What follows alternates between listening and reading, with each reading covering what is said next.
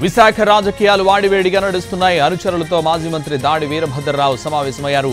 వైసీపీకి రాజీనామా చేసే యోచనలో దాడి కుటుంబం ఉన్నట్లు తెలుస్తోంది. అయితే ఇంకా నిర్ణయం తీసుకోలేదంటున్నారు దాడి కొడుకు రత్నాకర్. అనుచరులతో చర్చించి నిర్ణయాన్ని ప్రకటించనున్నారు దాడి వీరభద్రరావు.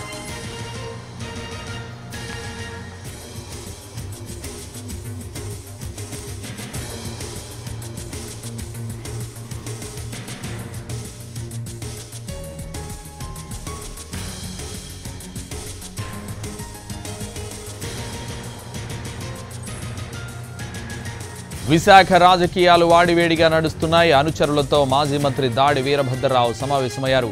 వైసీపీకి రాజీనామా చేసే యోచనలో దాడి కుటుంబం ఉన్నట్లు తెలుస్తోంది. అయితే ఇంకా నిర్ణయం తీసుకోలేదంటున్నారు దాడి కొడుకు రత్నాకర్. అనుచరులతో చర్చించి నిర్ణయాన్ని ప్రకటించనున్నారు దాడి వీరభద్రరావు.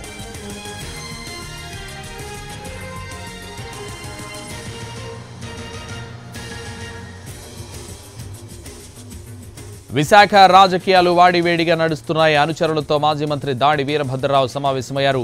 వైసీపీకి రాజీనామా చేసే యోచనలో దాడి కుటుంబం ఉన్నట్లు తెలుస్తోంది. ఇదే విషయానికి సంబంధించి మరింత సమాచారం మా ప్రతినిధి రవిచంద్ర ఫోన్ లైన్ లో అందిస్తారు. రవిచంద్ర, అనకాపల్లి కేంద్రంగా రాజకీయాలు శరవేగంగా మారుతున్నాయి. నిన్న మాజీ మంత్రి కొనతాల రామకృష్ణ తన భవిష్యత్ కార్యాచరణను త్వరలో ప్రకటిస్తానని ప్రకటన చేసిన కొద్ది గంటలతోనే మరో మాజీ మంత్రి దాడి వీరభద్రరావు వైఎస్ఆర్ కాంగ్రెస్ పార్టీకి దూరం అయ్యే దిశగా అడుగులు వేస్తున్నారు. కొద్దిసేపటి క్రితం ఆయన కుమారుడు అలాగే ఇతర అనుచరులు కూడా సమావేశమయ్యారు. ఆ సమావేశం తర్వాత భవిష్యత్తును దృష్టిలో పెట్టుకుని వైఎస్ఆర్ కాంగ్రెస్ పార్టీకి రాజీనామా చేయాలన్న బలమైన ఆలోచనలు ఉన్నారు. వాస్తవానికి గత కొంతకాలంగా దాడి కుటుంబం వైఎస్ఆర్ కాంగ్రెస్ పార్టీతో అంటిముట్టనట్టు వ్యవహరిస్తోంది. స్థానిక ఎమ్మెల్యే మంత్రి అమర్నాథ్ తో ఉన్న వర్గ విభేదాలు కావచ్చు, లేకపోతే టికెట్ కు సంబంధించి స్పష్టత రాని కారణంగా దాడి కుటుంబం వైఎస్ఆర్ కాంగ్రెస్ పార్టీకి దూరంగా ఉంటుంది.